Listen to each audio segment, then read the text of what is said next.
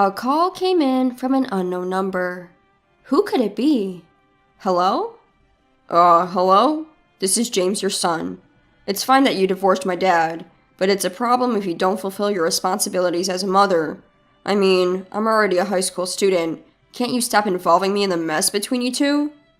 What? What are you talking about, and why are you calling me? I was just about to say that when James raised his voice.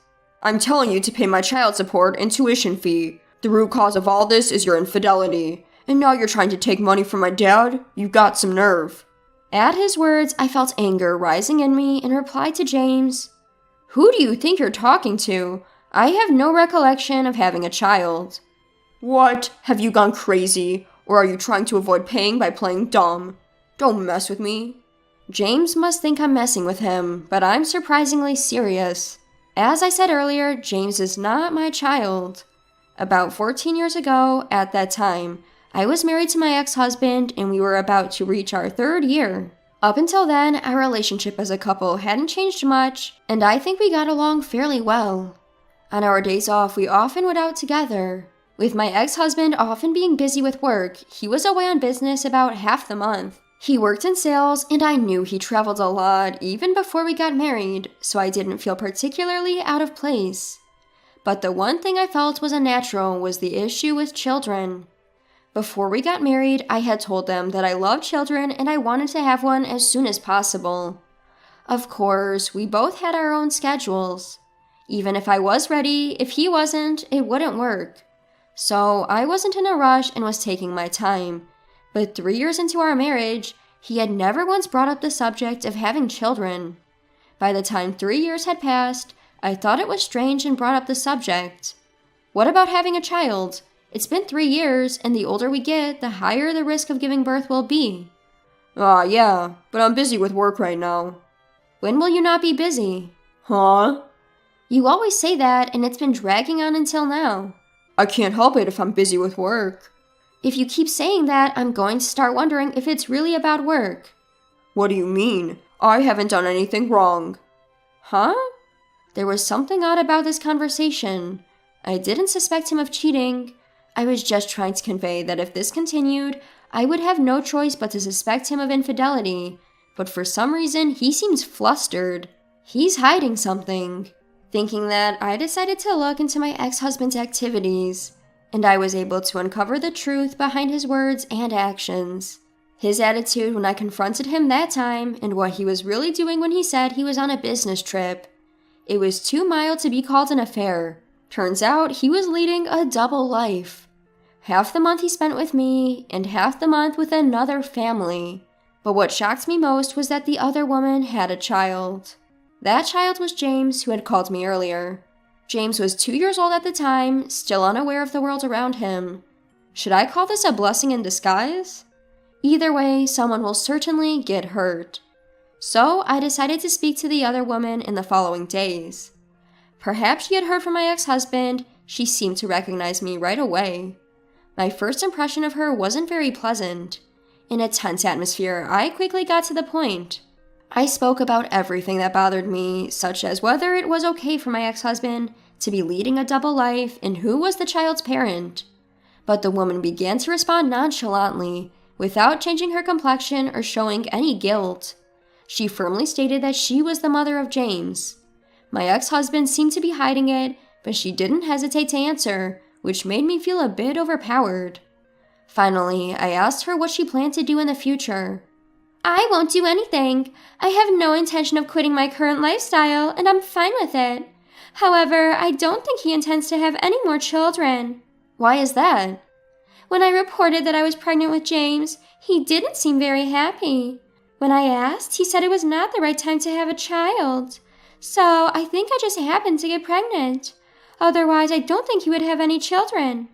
But he told me he loves children. Does this mean he didn't want to have children with you? Then she smiled a little and said, Isn't it strange? Why did I, who didn't want children that much, give birth, while you, who want children, didn't even get pregnant? Can you really say that he loves children? Well, I'm sure when he said he loves children, it wasn't a lie, right? Maybe he thought that if he agreed with you about loving children, it would make him more attractive. Maybe he just used it as an excuse to flirt with you. No way. I really wanted to argue back, but I couldn't. Somehow, I felt like my conviction had been shaken. Besides, it seemed that my ex-husband was actually considering the child's situation, which didn't appear to be the case before. Considering all this, I began to think that what the mistress was saying might be true. Seeing the woman's confident expression, I couldn't help but feel miserable. A few days later, I filed a divorce petition to the court and conveyed my intention to demand a division of property. He probably heard about me from the mistress. My husband accepted everything without asking me any questions, including our divorce and my claim. In the end, I wondered why this man had married me. That was the only thing I was curious about till the very end. On the day I packed up and left our home, I asked my ex-husband why he married me. I'm not sure. I don't really understand it myself. Oh, I wonder why we got married. We got married without knowing why. We should have never got married in the first place. You're absolutely right. If that had been the case, you wouldn't have a divorce on your record. But there's no helping it. You chose to marry me because you loved me, didn't you, Susan? So, we just made a wrong choice in life. Let's lead a better life from now on. Thank you for everything. Thank you too. I'll pray not to choose someone like you in the next life. And so we got divorced.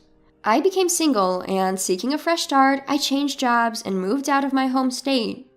Engaging with everything with a brand new mindset was, I believe, a particularly good experience for me. Once in a while, I would receive administrative messages from my ex-husband, but we never shared updates about our lives. I suppose we weren't interested. He had his life, and I had my new one beginning. However, after about 10 years of no contact, I received an unexpected call from James. I wondered what it could be about, but never expected him to demand for child support and school fees. James is the child born out of an affair between my ex-husband and another woman. Obviously, I have no obligation to pay. I tried to explain this, but James wouldn't listen at all. Don't you feel ashamed as a mother? If so, you shouldn't have had a kid. Hearing such words repeatedly was irritating. However, if I showed my anger, he would probably refuse to listen to me even more. So I waited for him to calm down a little. After a few minutes, I was finally able to start speaking. Can I say something? First of all, I want to check a few things. How did you get my number to call? Obviously from Dad. Our family has been struggling financially lately. I thought it was strange. Finally, we couldn't afford school fees and such. Thanks to that, I had to start working part-time. Dad told me everything was your fault. That's why he told me about you. You cheated and abandoned me and Dad. You promised to pay but didn't. Until now, I didn't know much about your divorce, but now I understand. You are the one at fault. I see. Now I understand why he is so angry. If this was the truth, of course a child would be angry. However, my ex-husband had lied to James and incited him. Hearing this made my blood boil. It's quite a bother to deal with this after divorce, but I do feel sorry for James, who has been deceived. He may be a stranger to me, but I couldn't just ignore him. Since then, I have remarried and have a child with my current husband. So, as a parent, I thought I should do the minimum for him. I decided to start by telling him the truth. He is 16, old enough for an adult conversation. James, everything I'm about to tell you is the truth. If you want proof, I can even provide a DNA test. Will you listen to me? Uh-huh. I told James that he and I were not parent and child, and that I had divorced his father more than 10 years ago. At first, he refused to believe, but as I continued to reveal the facts, he gradually began to show signs of disturbance. If what you're saying is true, then why did Dad make me call you? James, you mentioned earlier that you've started working part-time. What do you do with the money you earn? Dad keeps it. High school isn't mandatory, so I thought I'd help out if my parents were struggling. Besides, I don't really need a lot of money. You really are a good kid. But haven't you ever wondered? If there's that money, why can't they pay for your school fees? Well, even the cell phone bill is often late. I figure Dad doesn't have any money. Is your dad working? He's working. He goes to the office. I see. I have a bad feeling. Could it be that my ex-husband is dipping into James's money? With that thought, I decided to investigate my ex-husband. James, can you give me about 3 weeks? Huh? Oh, sure, that's fine. And keep the contents from our call today a secret for your dad, okay? Got it. And so I began my investigation of my ex-husband. I hired a private investigator and waited for the results. Some might call me generous for going to such lengths, but I'm doing it all for James. I don't mind if people say I'm crazy for caring so much about someone else's affairs. So what? If a child is about to collapse in front of you, would you ignore it? My answer is no. I don't want to be that kind of person. Besides, I hate my ex-husband more than anything for lying to his son. While harboring my anger towards my ex-husband, I waited for 3 weeks for the PI's report. The results came in. The contents left me in shock. At the same time, anger surged within me. Turns out my ex-husband is not a full-time employee, but a temp worker. But it seems he was recently laid off and is now on leave. Apparently, he's been going to the unemployment office, but spending most of his days at the casino. James thought his father was working because he always wore a suit, but he was actually job hunting. And there was no sign of him seriously looking for a job. But the worst part about my ex-husband is that he easily begs his son for money, feigning remorse. That's why James, seeing his dad like that, felt sorry and gave him all his part-time earnings. But in reality, that money was just spent on my ex-husband's casino games and leisure. This is absolutely unacceptable. First, I need to sort out James's life. With that thought, I called my ex-husband's mother.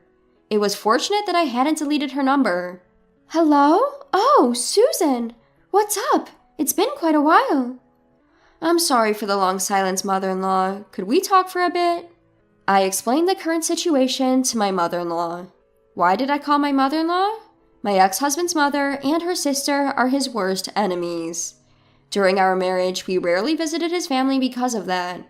We had no contact at all after the divorce, but my mother-in-law seemed to think that I had some plans and wasn't angry at all about the divorce. I see. I'm sorry. I thought it'd be better to hear it from him, so I didn't tell you, but he was having an affair. What? Hearing this, my mother-in-law's tone of voice dropped. When I told her all the facts, I could hear her anger on the other side of the phone. Oh, I see. It all makes sense now. The reason I wasn't told about the birth was because the baby was from his affair. He brought James over a few times, but you had just given birth and didn't want to see anyone, so he told us not to contact you. After childbirth, women can become mentally unstable and can even suffer from mental illness. So I respected your wishes and kept quiet. I felt sorry for you when I heard about the divorce, but I couldn't contact you. I see. But I'm happy now because James shows his face every once in a while. He might be a child born out of infidelity, but that's not his fault. So I'm planning to be on his side from here on out. You're such a wonderful grandmother. I feel relieved. Actually, that's why I called. Would you and your husband be able to raise James? Of course. He's been working part-time jobs so diligently, but his father blows all that hard-earned money on slot machines? It looks like I need to give him hell. I'll leave that to you, haha. I just think James is desperately trying to support his father and wasting his future in the process. So I really want him to have a carefree life living with you and your husband. With my mother-in-law determined to raise James, his situation seems resolved. Now it's just about dealing with my ex-husband. I decided to contact him and arrange a meeting for another day. I was still furious about being lied to. When the appointed time came, I met my ex-husband in a coffee shop. His appearance had become ragged compared to before. Didn't expect to hear from you. You've aged, ha ha ha. Anyway, this is about James, right? I'm glad you get it. That'll make things quicker. Why do you have him call me? I've got nothing to lose, haha. I'm seriously broke lately. Got caught doing something shady at my old job and had to quit. James's mom suddenly disappeared, and everything's just been vanishing from my life. But hey, my mom and James still think I'm going to work, haha. It's easy to fool everyone if you just act sorry enough, haha. James is your son, isn't he? Don't you feel anything? He's a good son who gives me money. You won't find a more dutiful son anywhere, haha. Ah, I see. But I'm relieved, since you just said all that in front of them. Huh? 3 people rose from the seat behind me and came to our table. What? You're really the worst. We heard everything. Even at your age, your hopeless character hasn't changed a bit. You're done as a human being. There were my mother-in-law, her sister, and James. It was necessary for everyone to witness his true character firsthand. My ex-husband began to panic hilariously, unable to articulate his words properly. He occasionally glanced at me, seemingly pleading for help. Making that face won't get you anywhere. You need to accept everything you've done and really chew on the fact that you're a beast beyond help. Thus, this chapter came to a close. Since then, my ex-husband has been continually scolded by my mother-in-law, her sister, and my father-in-law, and was forcibly put to work. His job is manual labor, a recommendation from my father-in-law, who said it would help reform his character. Moreover, his salary is deducted as child support, a condition my father-in-law apparently arranged with the company. The money goes to my in-laws, who use it for James's tuition and various school expenses. Meanwhile, James is living with my in-laws. He's completely disgusted with his biological father and has been treating his grandparents kindly. He's such a sweet boy, through and through.